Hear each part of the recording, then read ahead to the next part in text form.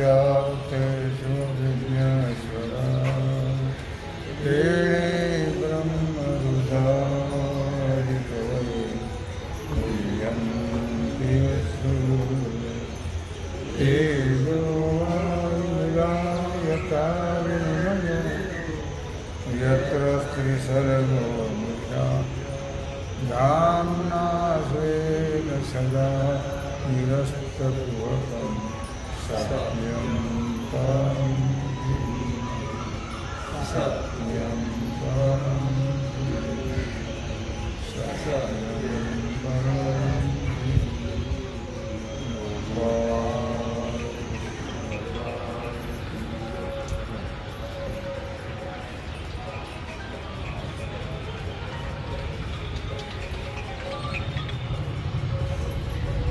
कैसा स्वरूपाचिया प्रसरा लागी प्राणेन्द्रिय शरीरा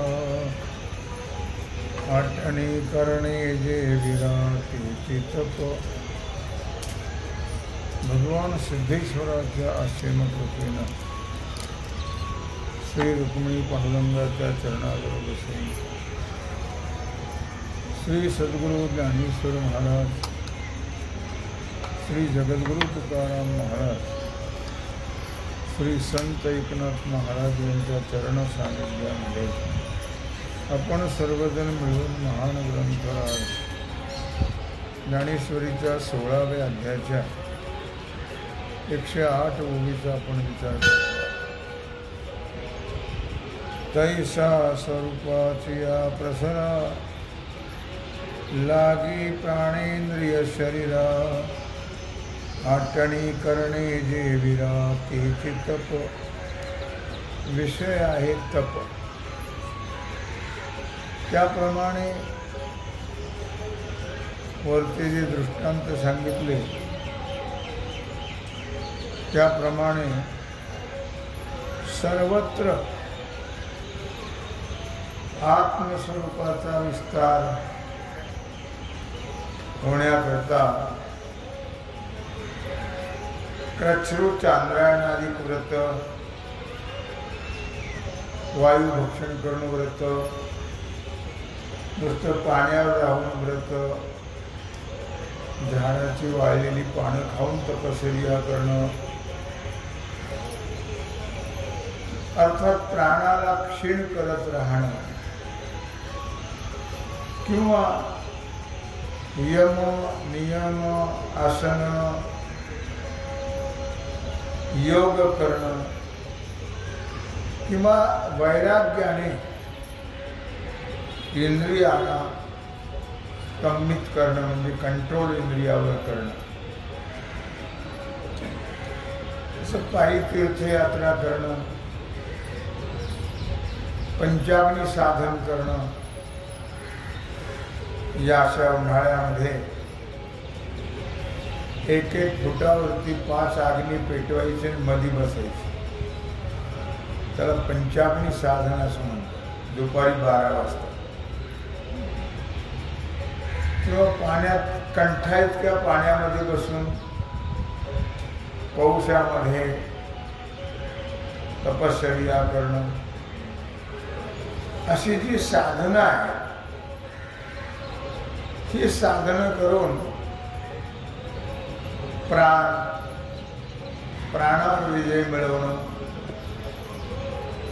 इंद्रियावर विजय मिळवणं, देहावर विजय मिळवणं, या सर्वांना सूक्ष्म करत राहणं याचं नाव आहे तप. अथवा अनाविषय तपाचे रूप जरी असेल तरी जाण जेवी दुधी हंसे सुदली चाचू. अथवा अनाविषय तपाचे रूप जरी असेल अथवा तपाचं दुसरं कोणतंही जरी लक्षण असेल तर ते असं समजावं की पाणी मिश्रित दुधाला जसं राजहंस वेगळं करतो, दूध पिऊन घेतो, पाणी टाकून देतो, त्याप्रमाणे सार काय आहे, असार काय आहे याचा विचार करणं. मंथोणी नवनीता तैसे घे अनंता, वाया व्यर्थ कथा सांनी मार्ग. सार सार सार विठोबा, नाम तुझे सार, म्हणून शुळ पाणी जपतसे वारंवार. सारा सार विचार करा उठा उठी, नाम धरा कंठी विठोबाचे. सार काय आहे, असार काय आहे हे कळणं अत्यंत महत्वाचं आहे. आसाराचा त्याग करून साराला सांभाळणं हा महत्वाचा भाग आहे. तैसे देह जीवाची मिळणी, जो उदयत सुई पाणी, तो विवेक अंतःकरणी जागविजे. याप्रमाणे हा या गोष्टी ज्या आहेत, सारा साराचा विचार करणं, सार काय आहे, असार काय, योग्य काय, अयोग्य काय, सत्य काय, मिथ्या काय, याचा विचार करणं हे विवेकाचं काम आहे. ज्याच्या अंतःकरणामध्ये विवेक आहे तो सारा साराचा विचार करू शकतो. विवेक याचा अर्थ आत्मा काय आणि अनात्मा काय हे कळणं, याचं नाव विवेक आहे. तेव्हा जीव हा अज्ञानाने देह आत्मा या दोघांच्या होणाऱ्या अन्योन्य अध्यासामध्ये जो जीवाच्या ठिकाणी निर्माण होणारा भेद, आत्मा काय आणि अनात्मा काय, देह काय आणि आत्मा काय आहे हे कळणं, याला विवेक म्हटलेलं आहे. आणि दोन्ही एक नाहीये, दोन्ही वेगळे आहेत. देह हा जड आहे, नाशिवंत आहे. आत्मा हा अविनाश आहे, व्यापक आहे. याचा विचार करणं, देह आत्म्याला वेगळं करणं, याला विवेक म्हटलेला आहे. असा जो विवेक आहे तो विवेक अंतःकरणामध्ये सर्व काळ जागा ठेवणं, सर्व काळ नित्य त्या विचारामध्ये राहणं, हा फार महत्वाचा भाग आहे. नित्य त्या विचारामध्ये राहणं म्हणजे आत्मा हा सच्चिदानंद घन आहे, व्यापक आहे. देह असत आहे, जड आहे, दुःखरूप आहे, परिच्छिन्न आहे, नष्ट होणारा आहे. असा विचार सर्व काळ करत राहणं याला म्हणतात तप. पाहता आत्मयाकडे परिबुद्धीचा पैसो साकडे, सनिद्र स्वप्न बुडे जागणे जैसे. आत्मस्वरूप जे आहे ते आत्मस्वरूप कळण्याकरता हे प्रयास आहे सगळे. वेदांत शास्त्र हे आत्मस्वरूप कळून देते. म्हणून वेदांत शास्त्रेषु सदा रमन्तम, नित्य त्या वेदांताच्या विचारामध्ये रममान राहणं, रममान होणं हा फार महत्वाचा भाग आहे. आणि मग त्या आत्मस्वरूपाच्या ज्ञानाने महावाक्याने ते ज्ञान होतं. तत्वमसी, तो परमात्मा तू आहेस असं महावाक्याने ज्ञान होतं. आणि त्या ज्ञानाने जर विचार केला तर त्याचा साक्षात्कार करणं, अनुभवात उतरणं हे पंचविषयाच्या जे भोग्य विषय त्याचा त्याग केल्याशिवाय या गोष्टी होत नाही. स्त्री आहे, पुत्र आहे, धन आहे, यांचं जे ममत्व आहे, याचं जे तादात्म्य आहे, आणि देहाधिकांच्या ठिकाणी जे अहम आहे, स्त्री पुत्र धनाच्या ठिकाणी ममत्व आणि शरीराच्या ठिकाणी अहमत्व, मी आणि माझं, या रूपाने जीवाच्या ठिकाणी घडत असणारं अज्ञान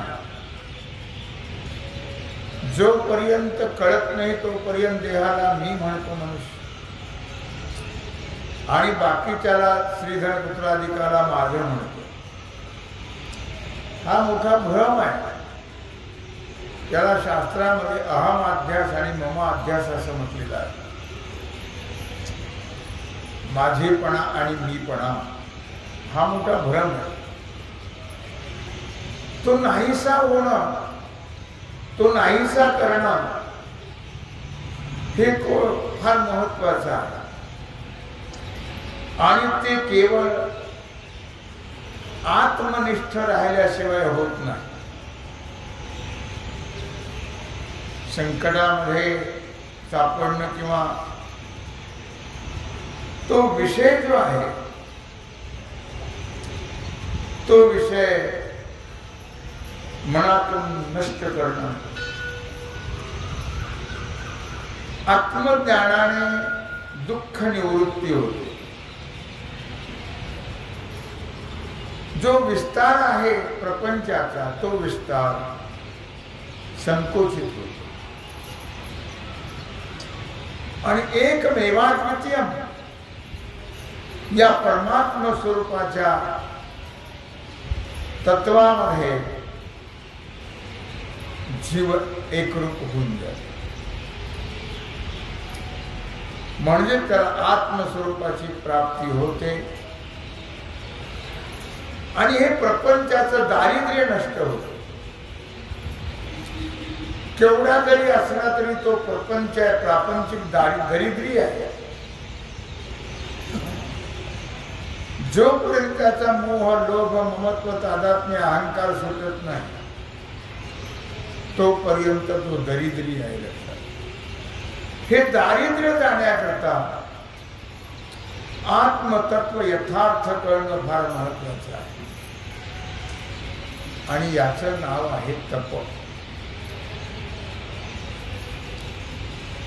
ज्याप्रमाणे जाग झालं की स्वप्न आणि झोप नष्ट होते, त्याप्रमाणे आत्मतत्व यथार्थ कळालं की दोन्ही भ्रम नष्ट होतात. अहम आणि मम, देहाचाही भ्रम नष्ट होतो आणि देह संबंधिताचाही भ्रम नष्ट होतो. जीवाला घातक जर काही असतील तर हे दोन प्रकारचे भ्रम आहेत, मी आणि माझेपण. दुःख भोगायला लावणारे हे दोन भ्रम आहेत. जन्म मरणाची परंपरा भोगायला लावणारे हे दोन भ्रम आहेत. आणि ते मोठे जबरदस्त आहे. ते बड्याचे जात नाही. ज्ञानी म्हणवणाचे जात नाहीत. लक्षात ठेवा. तर यथार्थ ज्ञान अपरोक्ष ज्ञानाशिवाय, यथार्थ आत्मस्वरूप कळल्याशिवाय हे भ्रम जात नाही. आणि हे भ्रम गेल्याशिवाय जन्म मरणाचं दुःख नष्ट होत नाही. हे भ्रम घालवणं आणि यथार्थ आत्मस्वरूप करणं याचं नाव तप आहे. तैसा आत्मपर्यालोचो प्रवर्तेदो साचू तपाचा हा निर्वचो धनुर्धरा. भगवान श्रीकृष्ण परमात्मा धनुर्धर नाम अर्जुनाला सांगता आहे की त्याप्रमाणे जो विवेक आहे, हा विवेक आत्म्याच्या सर्व बाजूने निरीक्षण करण्याकरता प्रवृत्त होतो. विवेकाला परमार्थात फार महत्व आहे. नंतर बाकीचे आहे. पहिला विवेक आहे, नंतर वैराग्य आहे, नंतर समाधी संपत्ती आहे आणि नंतर मुमुक्षुता आहे. पण परमार्थामध्ये नुसत्या वैराग्याला किंमत नाही, मन इंद्रियावर कंट्रोल करण्याला किंमत नाही, मोक्षाची इच्छा तर होणारच नाही. जोपर्यंत विवेक जागृत होत नाही तोपर्यंत तो इंद्रियावर कंट्रोल करू शकत नाही, मनावर कंट्रोल करू शकत नाही, तो मोक्षाची इच्छा करू शकत नाही. आणि त्याला विवेकाशिवाय वैराग्यही होऊ शकत नाही. वैराग्य म्हणजे अंगाला राख लावून जंगलात जाणं नव्हे. वैराग्य याचा अर्थ आहे कुठल्याही प्रकारचं तादात्म्य नसणं. मी आणि माझं नसण्याचं नाव वैराग्य आहे. त्याला घरदार सोडून वनातच जावं लागतं अशातला काही भाग नाही. आणि वनात गेला तर ते होईलच असंही नाही. हे जर कळलं तर तो घरात राहूनही तादात्म्य रहित राहू शकतो. त्याला कुठल्याही प्रकारचं ममत्व राहत नाही, कुठल्याही प्रकारचं तादात्म्य राहत नाही. पण केवळ विवेकाला फार मोठं महत्व. अशा प्रकारे तपशब्दाचा विचार आपण आतापर्यंत केला. दमाचा केला, दानाचा केला, तपाचा केला. आता आर्जव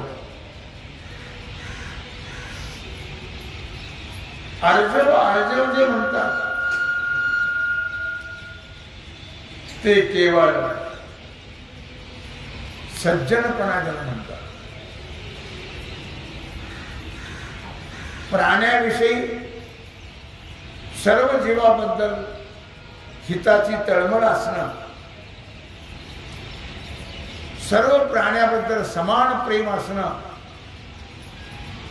याला आर्जव असं म्हटलेलं आहे. त्या आर्जवाचा विचार आता करता आहे.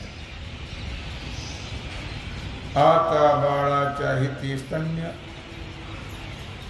जैसे नानाभूती चैतन्य, तैसे प्राणिया माझी प्राणी मात्री सौजन्य आर्जवते.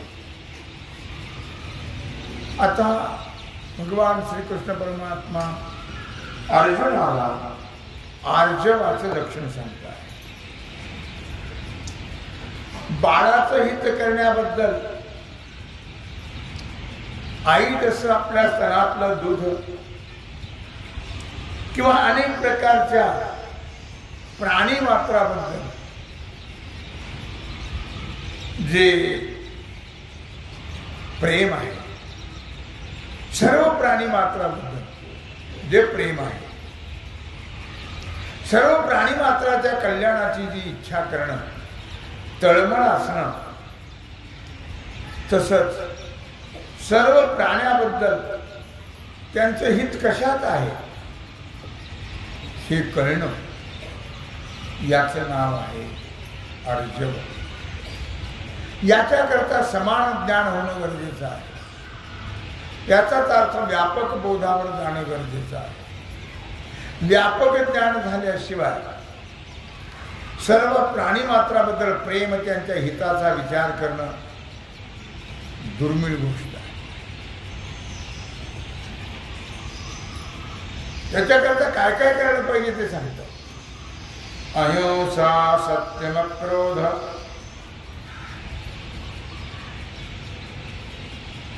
श्याम, शीतस्पर्श, शीतस्पर्शैनम, तम, दया, भूतेषु लोलुप्त्वं, मार्दवं, धीरचापलम्. अहिंसा, सत्यमक्रोध, त्याग, शांती, रपैशुनम. चुकलं इथं. रपैशुनम, दया, भूतेषु लोलुप्त्वं, मार्दवम. मार्दवाची व्याख्या सांगत आहे. अर्जव आणि मार्दव. मार्दव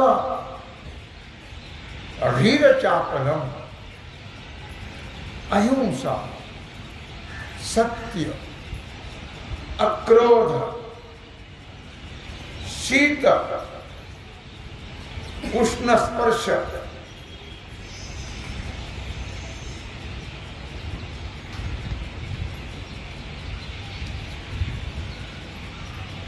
दया, भूतविश्वलोलुप्त्वं. सर्व प्राणी मात्राबद्दल अंतःकरणामध्ये दया जागृत असणं, सर्व प्राणी मात्रावर प्रेम करणं. मार्दवम, धीरचापलम, याला मार्दव असं म्हटलेलं आहे. अर्थात मार्दव म्हणजे मृदुलता, लज्जा, चंचलत्व नसणं, लज्जा नसणं, मृदुता असणं, अंतःकरण अत्यंत मृदु सवाह्य नवनीत, तैसे सज्जनाचे चित्त. अंतःकरण लोण्यासारखं असावं. लोण्याला तरी अग्नीची आस द्यावी लागते, पण सज्जनाचं अंतःकरण दुसऱ्याच्या दुःखाने विरघळतं. त्याला म्हणतात मृदुता, मार्दव.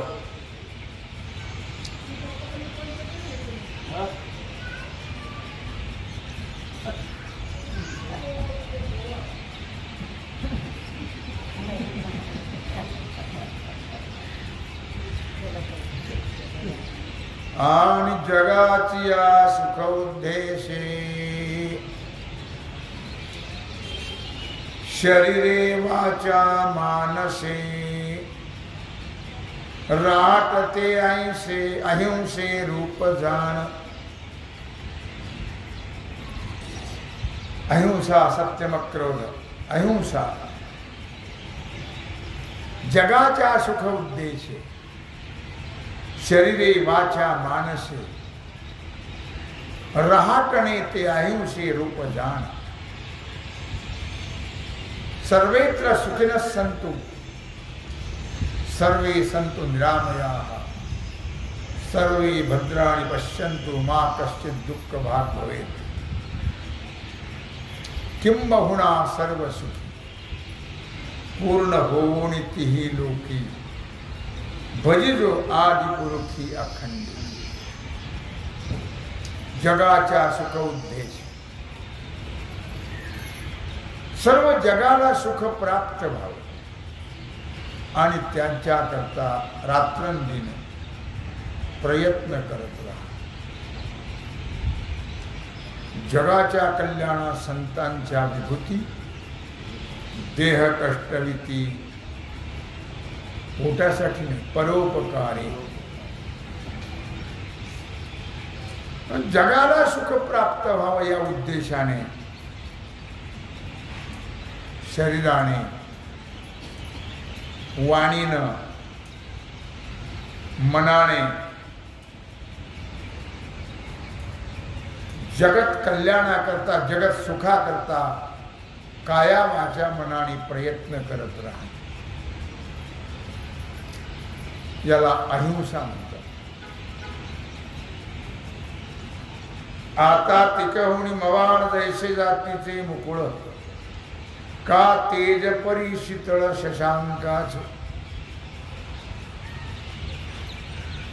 सत्याचं लक्षण सांगतात, अहिंसेचं लक्षण सांगितलं,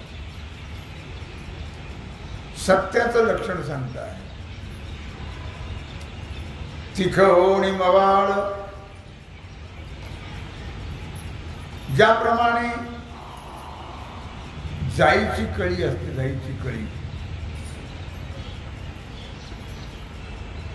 ती पुढच्या टोकाला अत्यंत अणकुचीदार असते आणि जरी पुढच्या टोकाला अणकुचीदार असेल तरी ती अत्यंत कोमल असते. किंवा चंद्राचं जे तेज आहे ते अत्यंत शीतल असतं. शके दाविताची रोगू फेडू आणि जीभी तरी नव्हे कडू, तो ओखदमा नाही मा घडो उपमा कैची. आरोग्याला केवळ दाखवल्याबरोबर रोग नष्ट झाला पाहिजे आणि जिभेला तर जे कडू लागणार नाही असं जे औषध आहे ते जर या जगामध्ये निर्माण झालं नाही मग त्याची उपमा सत्याला कशी देता येईल. म्हणून जाईच्या कळीची उपमा दिलेली आहे, म्हणून चांदण्याची उपमा दिलेली आहे, ती योग्य आहे. तशी जाईची कळी ही अत्यंत कोमल असतं, चांदणं जसं अत्यंत कोमल असतं त्याप्रमाणे सर्व जगाच्या हिताकरता, कल्याणाकरता अंतःकरण अत्यंत कोमल असावं. आणि दिनरजनी जगाकरता काया वाचा मनाने सर्व प्राणी मात्रा करता झटत राहणं, प्रयत्न करत राहणं, त्याला मार्दव असं म्हटलेलं आहे. मृदुता, त्याला आणखी दृष्टांत दिला. तरी मौपणे बुबुळे झगडताई तपरी नाडळे, एरवी फोडी कोराळे पाणी जैसे. मृदुता सांगता आहे. तरी मौपणे बुबुळे झगडताही परी नाडळे. एरवी पाणी हे ज्यावेळी आपण मुखमार्जन करतो, तोंड धुतो ज्यावेळी, त्यावेळी ते पाणी असं डोळ्यावर मारल्यावर तोंड धुत असताना डोळे तेज होण्याकरता हा एक उपाय आहे. डोळ्याला पाण्याचे सपके देणं, थंड पाण्याचे, ते जोराने स्पर्श करतं त्या बुबुळाला ते पाणी, पण ते अत्यंत मऊ असतं पाणी. म्हणून ते बुबुळाला आपण जरी सपके मारले तरी ते कठीण वाटत नाही, इतकं ते मृदू असतं पाणी. पण तेच पाणी नदीच्या प्रवाहारूपाने जोरात वाहू लागलं तर पर्वताचे कडे फोडत जातात, तेच पाणी. मोठमोठे झाडं वाहून नेते. तैसे तोडावया संदेह, तिख दैसे का लोह, श्राव्यत्वे तरी माधुर्य पायी घाली. त्याप्रमाणे अंतःकरणातला जो संशयाचा छेद आहे, तो संशय नष्ट करण्याकरता, कारण मनुष्याच्या ठिकाणी संशयावनी थोर आणि पाप नाही घोर, हे विनाशाची वागुर प्राणी असे. संशय हा नष्ट झाला पाहिजे. संशयामुळे अनेकांचे प्रपंच विध्वंस झाले. संशयामुळे विनाकारण आत्मघात होतात. केवळ संशय. म्हणून म्हटलं मौलीनं, संशयावनी थोर आणि पाप नाही घोर, हे विनाशाची वागुर प्राणी असे. नसताना मनुष्याच्या मनात संशय येतो आणि संसाराचं वाटोळ होऊन जातं केवळ त्या संशयाने. संशय तरी काय येतो, कोणाला येतो? ज्याचं मन तसं आहे, अशुद्ध अपवित्र, त्याला संशय निर्माण होत असतो. आणि तो त्या चष्म्यातून दुसऱ्याकडे पाहतो. तो चांगला जरी असेल तरी पण त्या संशयामुळे विध्वंस, अनेकाचे प्रपंच संपले. म्हणून संशयाचा छेद करणं हे फार महत्वाचं आहे. एका जनार्दनीनं घ्यावा संशय, निश्चयेशी होय हरिरूप. हरिमुखी गाता हर फली चिंता, त्या नाही मागुता जन्म घेणे. एका जनार्दनीनं घ्यावा संशय. संशय हा नकोच आहे. संशय हा सर्व नष्ट करणारा, दुःख देणारा आहे. म्हणून तैसे तोडावया संदेह. म्हणून तो संशय नष्ट करण्याकरता तिख दैसे का लोह, ज्याप्रमाणे लोखंडाची तलवार तीक्ष्ण असते, त्याप्रमाणे सत्य जे आहे, हे सत्य बोलणं त्या संशयाचा नाश करते. सत्य बोले मुखे, दुःखवी आणि काच्या दुःखे, हेच विष्णूची महापूजा, आन भाव नाही दुजा.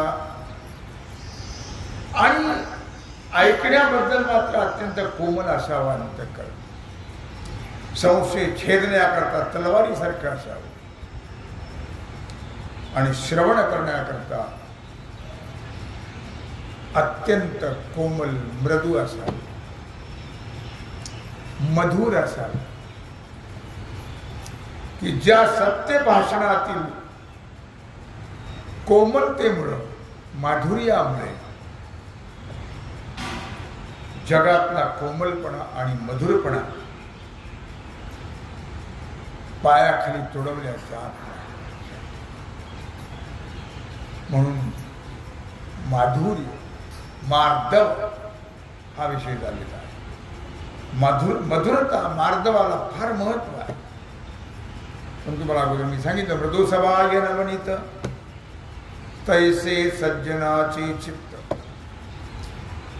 लोण्यासारखं अंतःकरण असावं, त्याला मृदुता असं म्हटलेलं आहे, त्याला मार्दव असं म्हटलेलं आहे. आणि त्या मार्दवाचा विचार आपण या ठिकाणी करतो आहोत. ते कसं असावं याचं विश्लेषण भगवान अर्जुनाला सांगता आहेत आणि मौली त्याचा विचार करता आहेत. तेव्हा घडली सेवा भगवत चरणी समर्पित करून राहिल्या सेवेचा भाग आपण उद्या करू. पुंडलिक वरदा श्री ज्ञानदेव. ओम पार्वती पते.